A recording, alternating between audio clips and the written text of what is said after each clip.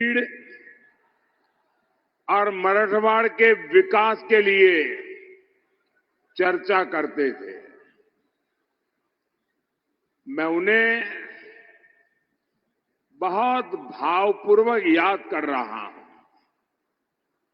और साथियों, मेरा एक दुर्भाग्य रहा कि 2014 में आपने जब मुझे देश की सेवा करने का दायित्व दिया, तब मैं देश भर में से गोपीनाथ जी जैसे साथियों को चुन चुन करके दिल्ली ले गया था, ताकि हम मिलकर के देश की सेवा करें। गोपीनाथ जी के पास मुझसे भी ज्यादा अनुभव था।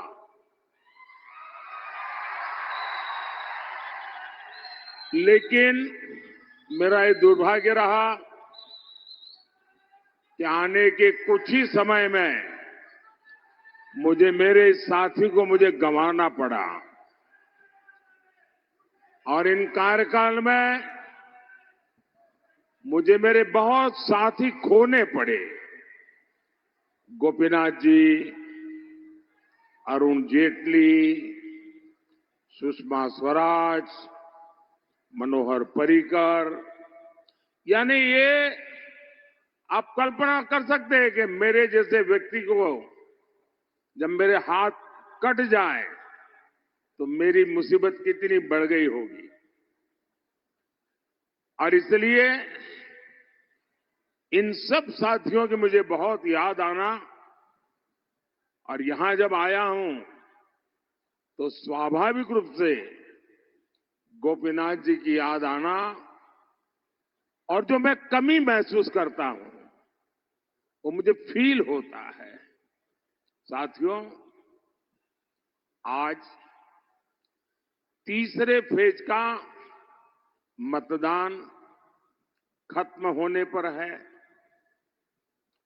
और साथ ही इंडी अघाड़ी की उम्मीदें भी खत्म हो गई है। पहले चरण में इंडी अघाड़ी पस्त हुआ, दूसरे में ध्वस्त हुआ, और आज तीसरे चरण में इंडी अघाड़ी का कहीं कोई छोटा मोटा दिया अगर जल रहा था वो भी बुझ गया है। साथियों, मोदी विकसित भारत के मिशन पर निकला हुआ है। इस संकल्प के लिए आज मैं आपसे कुछ मांगने के लिए आया हूं। मुझे आपके आशीर्वाद चाहिए।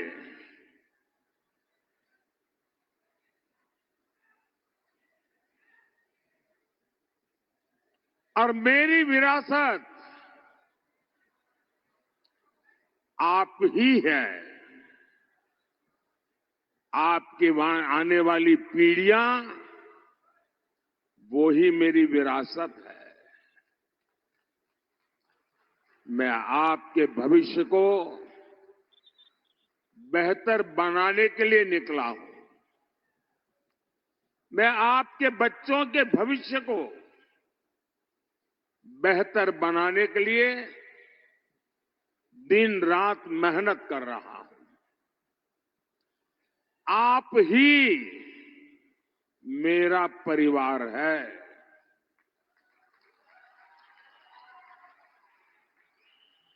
मेरा भारत, मेरा परिवार। लेकिन साथियों, आप जानते हैं कि इंडी अघाड़ी किस एजेंडे के साथ चुनाव में है? इनका एक ही एजेंडा है। ये सरकार में आएंगे तो मिशन कैंसल चलाएंगे। इन्होंने कहा इंडी वाले जब सरकार में आए तो वो आर्टिकल 370 जो मोदी ने हटाया है उसको ही हटा करके फिर बिठा देंगे। इंडी वाले सरकार में आए तो मोदी जो सीएए लाया है उसको कैंसल करेंगे। इंडी वाले सरकार में आए तो मोदी जो 3 तलाक के खिलाफ कानून लाए हैं उसको कैंसल करेंगे। ये लोग मोदी जो किसान सम्मान निधि का पैसा किसानों को भेजता है उसको कैंसल कर देंगे। मोदी जो मुफ्त राशन की योजना लेकर के गरीब को मुफ्त राशन दे रहा है उसको कैंसल कर देंगे।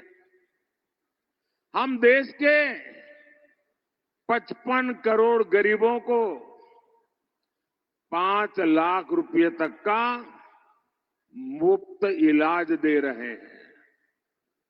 कांग्रेस एनडीए की ये योजना भी कैंसल कर देगी। और इतना ही नहीं, कांग्रेस वाले, इंडी अगाड़ी वाले राम मंदिर को भी कैंसल कर देंगे।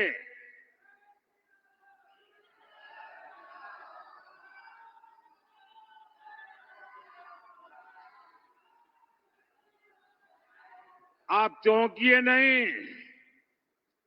एक पुराने कांग्रेसी नेता ने जो 20-25 साल कांग्रेस में रहे, जिन्होंने कुछ समय पहले ही कांग्रेस छोड़ी है, उन्होंने एक सनसनीखेज खुलासा किया है। उन्होंने बताया है कि जब कोर्ट से राम मंदिर के पक्ष में फैसला आया था तो शहजादे ने खास लोगों की एक मीटिंग बुलाई थी। शहजादे ने कहा था कि कांग्रेस सरकार आएगी तो राम मंदिर पर सुप्रीम कोर्ट का फैसला पलट देंगे। इनके पिताजी ने तुष्टीकरण के लिए 3 तलाक के मामले में शाहबानो केस में सुप्रीम कोर्ट का जो जजमेंट आया था उसके निर्णय को पलट दिया था। कहते हैं वैसे ही अब राम मंदिर के फैसले को भी पलट देंगे। साथियों, आज ही इंडी गठबंधन के एक और नेता ने कहा है कि राम मंदिर तो बेकार है। बताइए, यही नेता पहले भगवान राम की पूजा को पाखंड बता चुके हैं। किसी और धर्म के लिए ये ऐसी भाषा सपने में भी बोलने की हिम्मत नहीं दिखा सकते, लेकिन तुष्टीकरण के लिए, वोट बैंक के लिए ये लोग बार बार प्रभु श्री राम का, राम भक्तों का लगातार अपमान कर रहे हैं। क्या ऐसे लोगों का इंडी गठबंधन, आप मुझे जवाब देना, क्या ऐसे लोगों का इंडी गठबंधन महाराष्ट्र के गौरव को बढ़ा पाएगा? जरा पूरी ताकत से बोलिए, बढ़ा पाएगा? बढ़ा पाएगा? साथियों, कांग्रेस अब खुलकर वोट बैंक और तुष्टीकरण का खेल खेल रही है।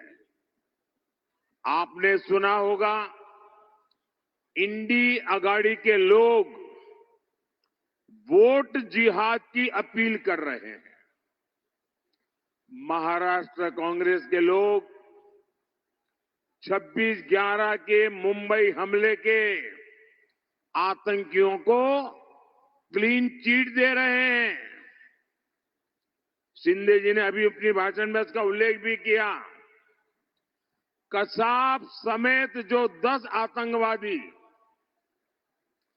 पाकिस्तान से आए थे, ऐसा लगता है कांग्रेस उनसे कोई रिश्तेदारी निभा रही है। देश पूछना चाहता है,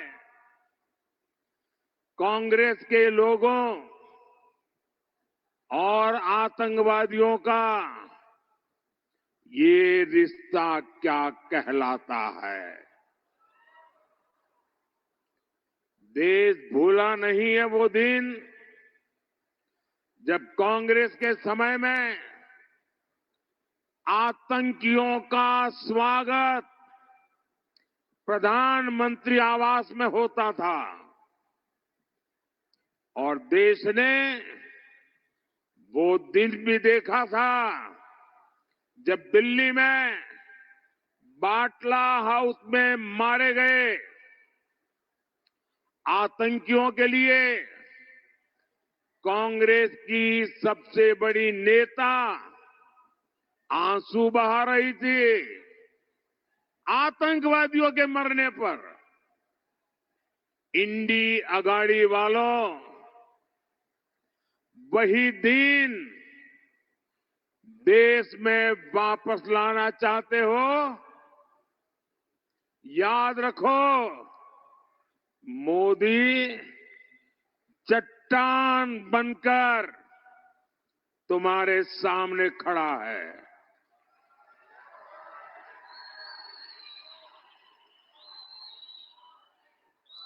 साथियों, शहजादे तुष्टीकरण की सनक में एक और खतरनाक चाल चल रहे हैं। आप भी जानते हैं, बाबा साहब आंबेडकर ने दलितों, पिछड़ों को, आदिवासियों को आरक्षण का अधिकार दिया था। बाबा साहब ने इस बात का भी पुरजोश विरोध किया था कि भारत में धर्म के आधार पर आरक्षण नहीं दिया जा सकता। इस बात पर बाबा साहब अड़े हुए थे। पूरी संविधान सभा ने आज से 75 साल पहले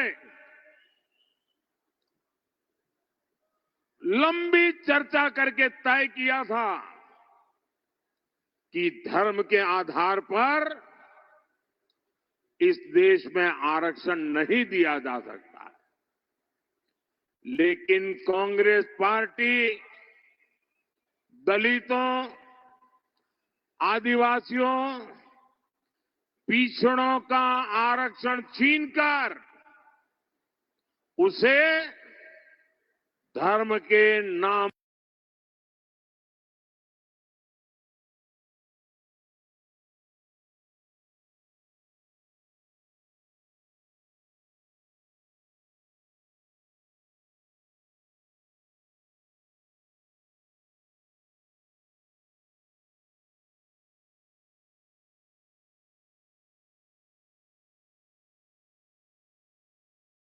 पर देना चाहती है। आपको मैं एक उदाहरण बताता हूं। ये कल्पना नहीं है, ये हो चुका है और आप चौंक जाएंगे। आपके सामने कितनी बड़ी मुसीबत दरवाजे पर दस्तक दे रही है। मैं उदाहरण के साथ आज मेरे बीड़ के भाई बहनों को समझाना चाहता हूं। मैं मेरे देश के लोगों को समझाना चाहता हूं। कर्नाटका में कांग्रेस की सरकार है। वहां पर ओबीसी को 27% आरक्षण मिला हुआ है। इन्होंने क्या किया, रातों रात एक फतवा निकाला सरकार ने। रातों रात उन्होंने एक ऑर्डर निकाला, थप्पे मार दिए, सिग्नेचर कर दिया। और ऑर्डर क्या निकाला, कर्नाटका में जितने भी मुसलमान हैं सबको रातों रात उन्होंने ओबीसी बना दिया, घोषित कर दिया आज से ये ओबीसी है। परिणाम क्या हुआ, जो ओबीसी समाज के लोगों को 27% आरक्षण मिला था, बाबा साहब आंबेडकर ने दिया था, संविधान ने दिया था, भारत की संसद ने दिया था, रातों रात मुसलमानों को ओबीसी बनाकर उसमें डाल दिया।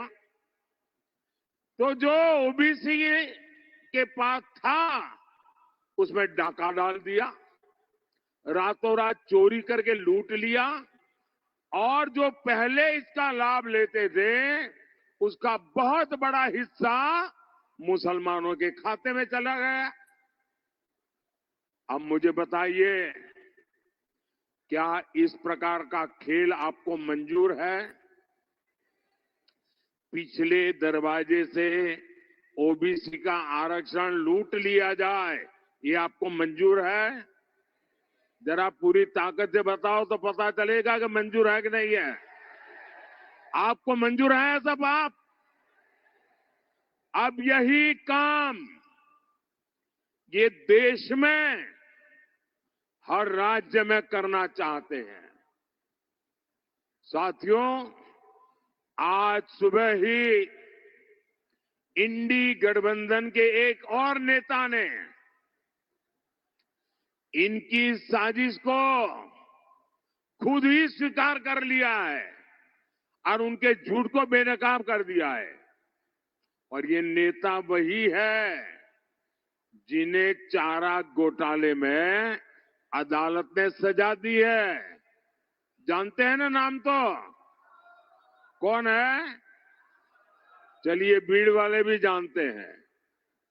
इंडी गठबंधन के इस नेता ने आखिरकार स्वीकार कर लिया है कि ये लोग मुसलमानों को पूरा का पूरा आरक्षण देना चाहते हैं। यानी अभी जो एससी, एसटी, ओबीसी को आरक्षण मिलता है वो बंद करके ये लोग पूरा का पूरा आरक्षण मुसलमानों को देना चाहते हैं। आज सुबह उन्होंने कहा है ये इस देश के हर दलित, पिछड़े, आदिवासी के लिए खतरे की घंटी है। इसलिए आपको इंडी गठबंधन के इरादों से सावधान रहना है। भाइयों बहनों, ये मोदी है, आप भी इसको भलीभांति जानते हैं। मैं आपको गारंटी देता हूं, जब तक मोदी जिंदा है,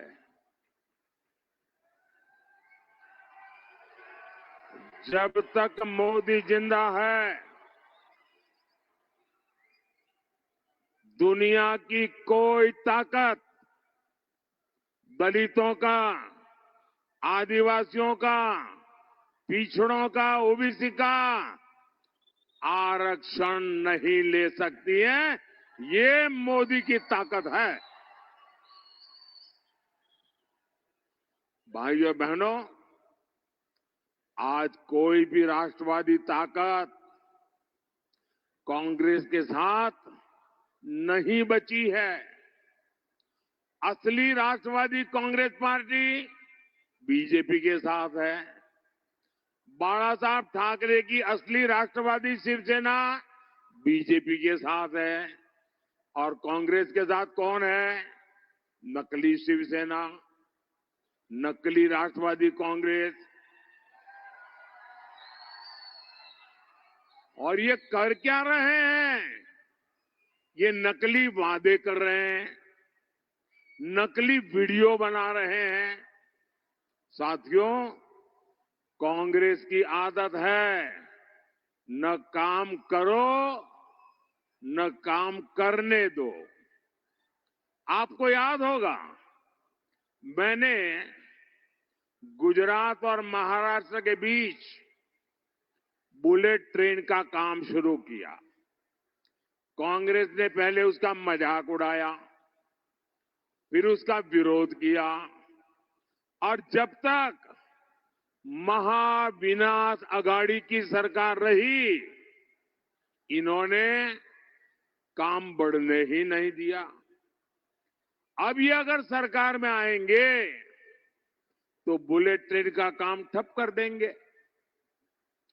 एक और बीजेपी ने अपने संकल्प पत्र में बुलेट ट्रेन के विस्तार की बात कर रही है। दूसरी ओर कांग्रेस और इंडिया गाड़ी बुलेट ट्रेन का विरोध कर रहे हैं। आप मुझे बताइए, 21वीं सदी के भारत को कौन सी सरकार चाहिए? क्या देश को इन विकास विरोधी लोगों के हाथ में हम दे सकते हैं क्या? साथियों, कांग्रेस जहां भी आई है, उसने सपनों को कुचला है। महाराष्ट्र और मराठवाड़ा खुद इसके भुक्तभोगी है। इंडी अघाड़ी ने कभी यहां सूखे की समस्या की ओर ध्यान नहीं दिया। इन्होंने बस फीते काटे और भ्रष्टाचार किया। 60 वर्षों से मराठवाड़ा जल ग्रिड परियोजना ठप पड़ी थी। आज एकनाथ शिंदे जी, देवेंद्र फडणवीस और अजित पवार मिलकर सिंचाई परियोजनाओं को मिशन मोड में आगे बढ़ा रहे हैं। साथियों, हमने पीएम कृषि सिंचाई योजना के तहत महाराष्ट्र के 27 प्रोजेक्ट को चुना है। इनमें से 10 प्रोजेक्ट पूरे भी हो चुके हैं। बाकी प्रोजेक्ट भी जल्द पूरे कर लिए जाएंगे। जब देवेंद्र फडणवीस जी की सरकार ने महाराष्ट्र के लिए बलिराजा जल संजीवनी स्कीम बनाई थी, लेकिन इंडी अघाड़ी सरकार ने उसे भी रोक दिया था। लेकिन अब इस स्कीम को गति मिली है। एनडीए को आपका आशीर्वाद ये सुनिश्चित करेगा कि ये मराठवाड़ा पानी के संकट से मुक्त हो। साथियों, मोदी किसी बड़े शाही परिवार से नहीं है। वो गरीबी से निकलकर आपके आशीर्वाद से यहां पहुंचा है। मुझे पता है किसान एक फसल के लिए कितनी मेहनत करता है। उसकी फसल अगर खराब हो जाती थी तो उस पर क्या बीतती थी। इसलिए मोदी ने फसल बीमा की गारंटी दी। आज हर वर्ष बीड़ के किसानों को बीमा के 500 से 700 करोड़ रुपए मिलते हैं। महायुति सरकार ने भी 1 रुपये में फसल बीमा की स्कीम शुरू की है।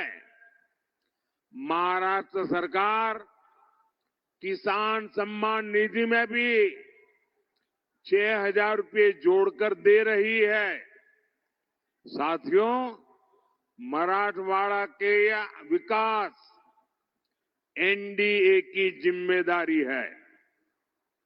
आज भारतमाला परियोजना के तहत सूरत अक्कलकोट रोड हो, 3,000 करोड़ रुपए की लागत से बन रहा छत्रपति संभाजी नगर से एडसी तक नेशनल हाईवे हो, अहमदनगर बीड़ परली रेल लाइन का निर्माण हो।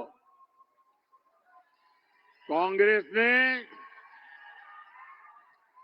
जिस मराठवाड़ा की अपेक्षा की थी, आज वो विकास के रास्ते पर आगे बढ़ रहा है। साथियों, 13 मई को महाराष्ट्र और देश के विकास की गारंटी का महापर्व है।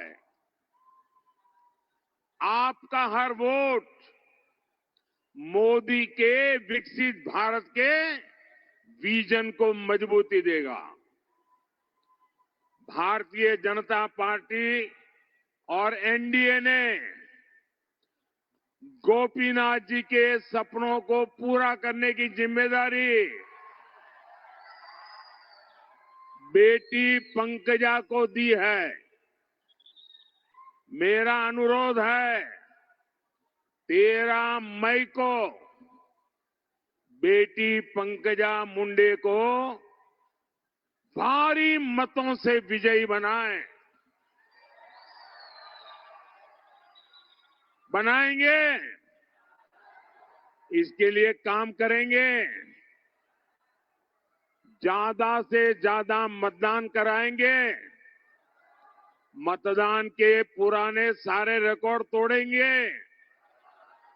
कितनी ही गर्मी क्यों न हो, मतदान ज्यादा होगा। अब पार्लियामेंट तो जीतना है, लेकिन मेरा एक और काम है, करोगे? मुझे पोलिंग बूथ जीतना है। ये पार्लियामेंट सीट में जितने पोलिंग बूथ है, वो सारे पोलिंग बूथ जीत सकते हैं क्या? आप पोलिंग बूथ जीत करके दिखाएंगे क्या? सारे के सारे पोलिंग बूथ में भाजपा का, एनडीए का झंडा झुकना नहीं चाहिए। करेंगे? अच्छा, मेरा एक काम करेंगे। ये जो मेरा काम है ना, ये चुनाव वाला काम नहीं है, न ही वो पंकजा वाला काम है, न वो भाजपा वाला काम है।